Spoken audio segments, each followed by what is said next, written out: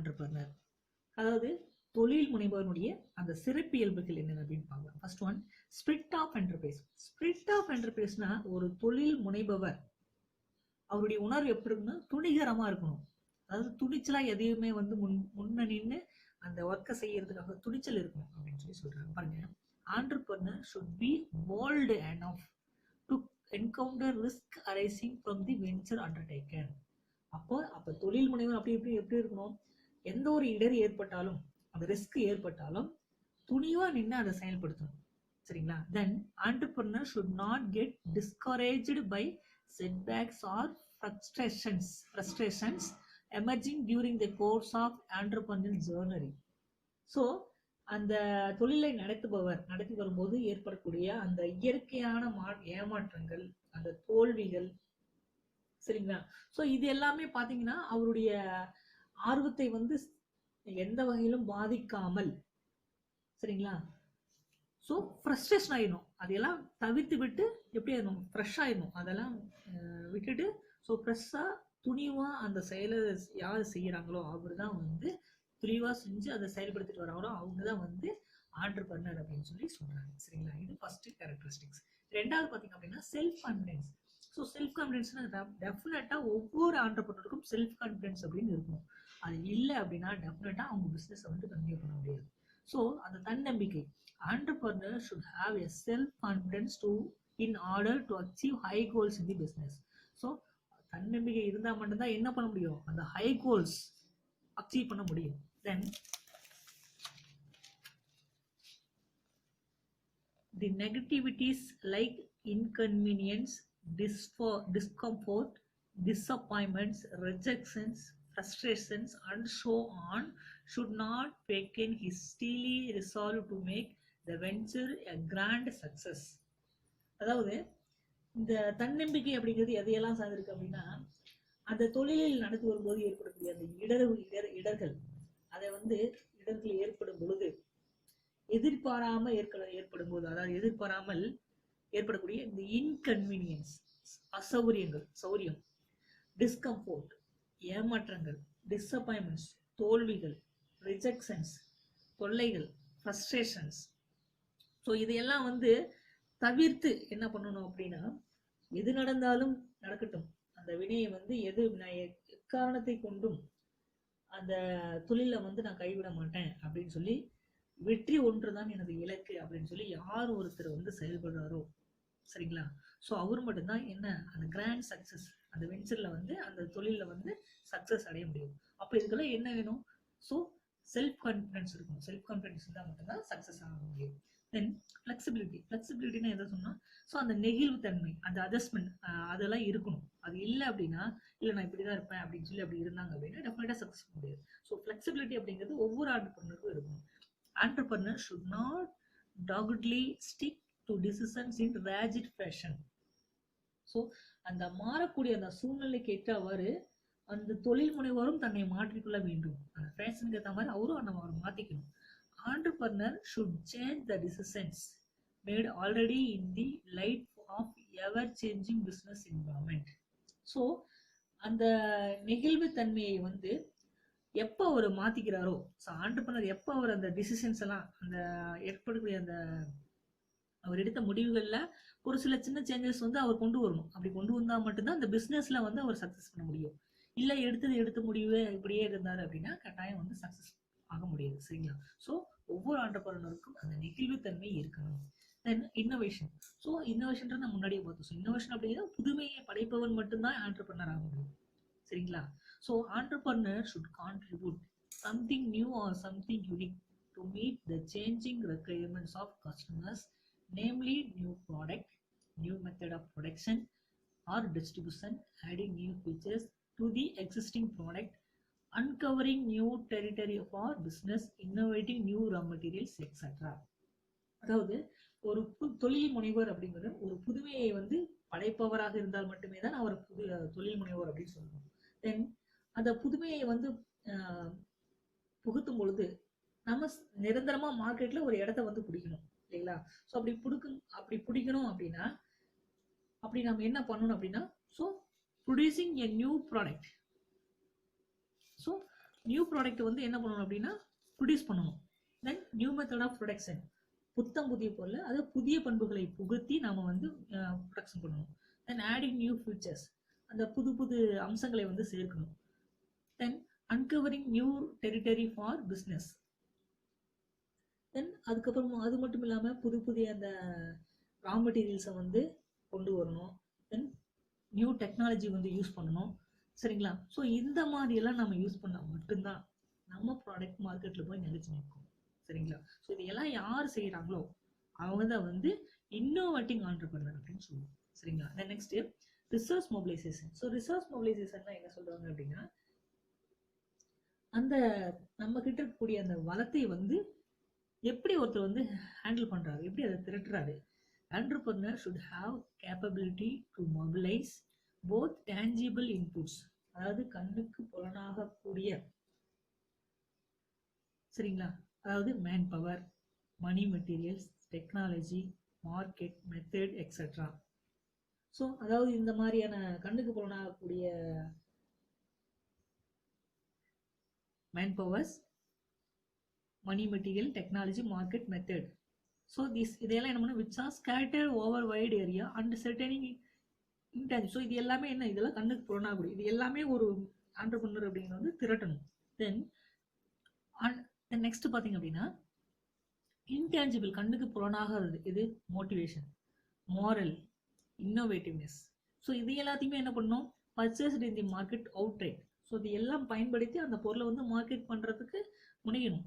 சரிங்களா? So tangible assets, so tangible and intangible, இந்த ரெண்டையும் கண்ணுக்கு புலனாகுதும் புலனாகாது ரெண்டையுமே என்ன பண்ணணும் அப்படின்னா ஒரு ஆண்டர்பிரனர் வந்து அதை திரட்டணும், அதை ஹேண்டில் பண்ணணும் சக்ஸஸ்ஃபுல்லாக. தென் entrepreneur has to marshal all these tangible and intangible inputs to produce a product successfully.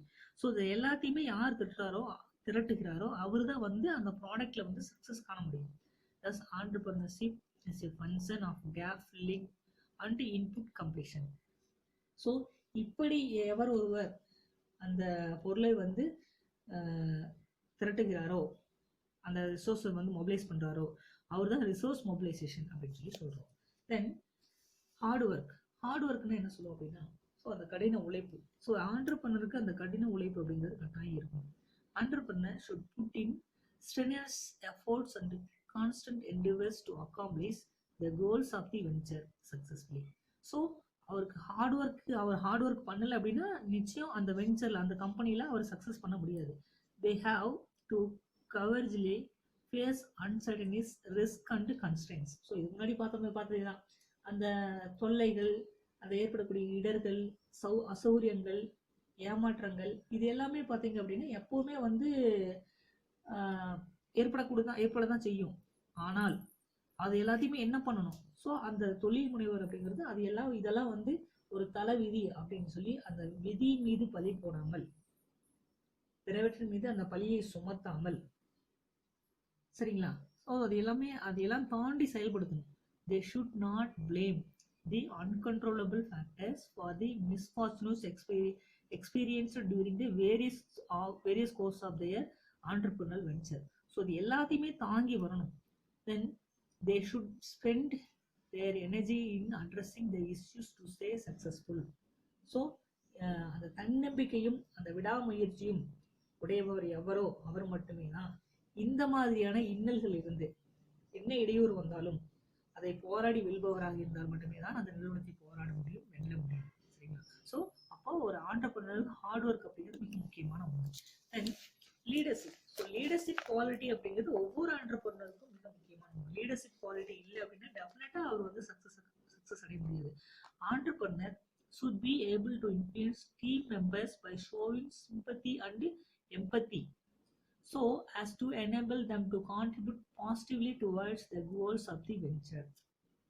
அதாவது லீடர்ஷிப் அப்படிங்கிறது என்ன சொல்லுவோம் அப்படின்னா அந்த தலைமை அப்படிங்கிறது என்ன அப்படின்னா தன்னுடன் இருக்கக்கூடிய ஒர்க் பண்ணக்கூடிய அந்த ஊழியர்களிடம் எப்படி இருக்கணும் அப்படின்னா சிம்பத்தி அண்ட் எம்பத்தி, அதாவது அந்த கனிவுடனும் பரிவுடனும், அது மட்டும் இல்லாம ஒரு லவ்வபிளாகவும் அவங்க கிட்ட வந்து பழகணும்.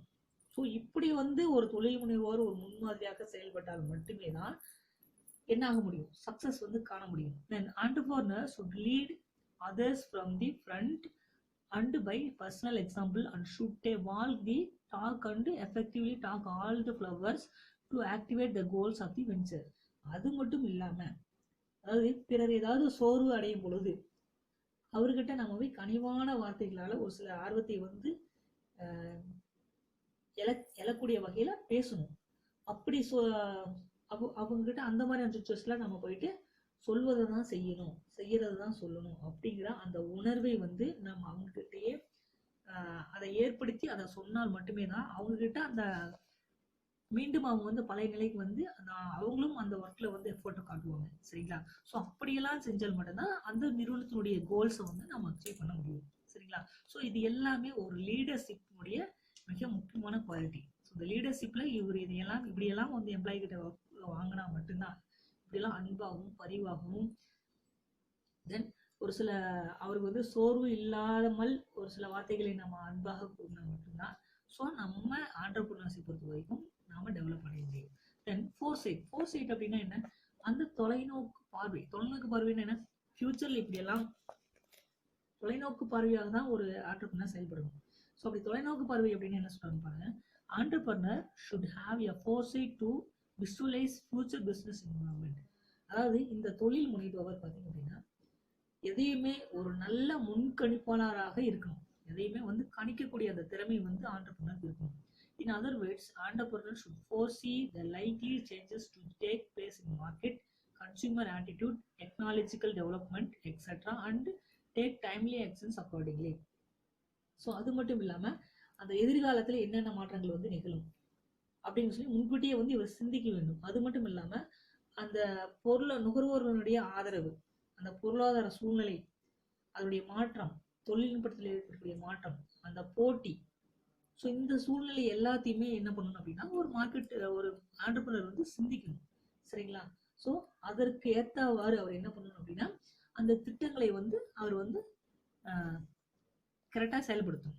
திட்டங்கள் தீட்டி அதுக்கு ஏற்ற மாதிரி அதை வந்து அவர் செயல்படுத்தணும். Then analytical ability. So analytical ability அப்படின்னு என்ன சொல்றாங்க அப்படின்னா அந்த பகுத்தறியக்கூடிய அந்த திறன் வந்து ஒவ்வொரு ஆண்டர்பிரினருக்கும் இருக்கணும். Entrepreneurs should not make decisions on the basis of own prejudice or personal likes and dislikes. அதாவது தொழில் முனைவர் பார்த்தீங்க அப்படின்னா பாரபட்சமின்றி, அதாவது விருப்பு வெறுப்புகளை எல்லாத்தையுமே தவிர்த்து சமநிலையோட முழு மனசோடு அதை வந்து செயல்படுத்தணும். Entrepreneurs should be able to objectively analyze the situation and act accordingly. They should abstain from taking emotional or hasty decisions when they are overwhelmed by emotions. In simple words, entrepreneurs should take rational decisions after examining the various aspects of a problem. So அது மட்டும் இல்லாம எந்த ஒரு முடிவை வந்து அவர் எந்த ஒரு சூழ்நிலையிலும், அதாவது அந்த அவசர நிலையில வந்து முடிவுகள் வந்து எடுக்கக்கூடாது. அப்படி எடுத்தோம் அப்படின்னா அந்த கோல்ஸை வந்து நம்ம அச்சீவ் பண்ண முடியாது. ஸோ ஒரு முடிவை எடுக்கும் பொழுது அந்த சம்பந்தப்பட்ட அந்த ஃபேக்டர்ஸை நல்லா நம்ம பகுத்தறிஞ்சு ஒரு தெளிவான முடிவை வந்து எடுக்கணும். ஸோ therefore ஒரு நல்ல முடிவை வந்து எடுக்கணும், அனலிட்டிக்கல் எபிலிட்டி வேணும் அப்படின்னா ஸோ ஒரு சிம்பிள் வேர்ட்ஸில் சொல்ல போனால் entrepreneur should take rational decisions after examining the various aspects of a problem. So ஒரு ப்ராப்ளம் வரக்கூடாது அப்படின்னா ஒரு நல்ல அனலிட்டிக்கல் எபிலிட்டி ஒரு ஆண்டர்பிரினருக்கு இருக்கும். அப்படி இருந்தால் மட்டும்தான் அவர் வந்து அந்த பிஸ்னஸ் வந்து டெவலப் பண்ண முடியும். தென் டிசிஷன் மேக்கிங். ஸோ தொழிலை வந்து முடிவு வந்து எடுக்கிறது அப்படிங்கிறது ஒவ்வொரு ஆண்டர்பிரினருக்கும் மிக முக்கியமான ஒரு பாருங்க. entrepreneur has to take timely and correct decision with regard to nature and type of product to be produced, type of technology to be adopted, type of human assets to be employed, location of the enterprise, size of the unit, volume of production and so on. அதாவது எந்த தொழிலே ஒரு entrepreneur அப்படிங்கிற வந்து so ஒரு decision எடுக்கும்போது எப்படியெல்லாம் இருக்கணும், எந்த மாதிரியான ஒரு தொழிலே தொடங்கலாம், என்ன உற்பத்தி பண்ணலாம், என்ன மாதிரியான டெக்னாலஜி வந்து அடாப்ட் பண்ணலாம், தென் எந்த மாதிரியான மனித வளத்தை வந்து பயன்படுத்துவது, தென் எந்த அளவு பொருட்களை வந்து உற்பத்தி செய்யுது, எங்க விற்பனை பண்றது, எப்படி தரத்தை வந்து கூட்டுறது, எப்படி வந்து அந்த காம்படிஷன்ல நம்ம எதிர்கொள்வது, தென் எப்படி வந்து பொருளுடைய விலையை வந்து நிர்ணயம் செய்யறது, எப்படி விளம்பரம் செய்யறது, இந்த மாதிரியான ஒரு பலதரப்பட்ட முடிவுகளை வந்து நிதானமாக ஒரு ஆண்டர்பனர் வந்து முடிவு வந்து எடுக்கணும். சரிங்களா? Then the very success of an enterprise hinges on prompt, correct and relevant decisions made by the entrepreneur. So இது எல்லாத்தையுமே சரியான முடிவில் தவறுது இல்லாம முடிவு எடுக்கக்கூடியவர் தான் entrepreneur. Then entrepreneur should rationally examine the various factors influencing their decision and take appropriate decisions after giving the due weight to all the risks embedded in various factors. So இந்த விரைவான முடிவு எடுக்கிறது, அவசர காலங்களில் வந்து முடிவு எடுக்கிறது, இப்படிப்பட்ட சூழ்நிலையில் வந்து முடிவு எடுக்காமல் விவேகமற்ற முடிவாக அது ஏற்படக்கூடாது. ஆக முடிவு எடுக்கும்போது ஸோ பலதரப்பட்ட அந்த வேரியஸ் ஃபேக்டர்ஸை வந்து ஆராய்ஞ்சி அதன் மூலமாக தான் என்ன பண்ணணும் அப்படின்னா ஒரு ஆண்டர்பனர் அப்படின்னு டிசிஷன் வந்து எடுக்கணும். ஓகேங்களா?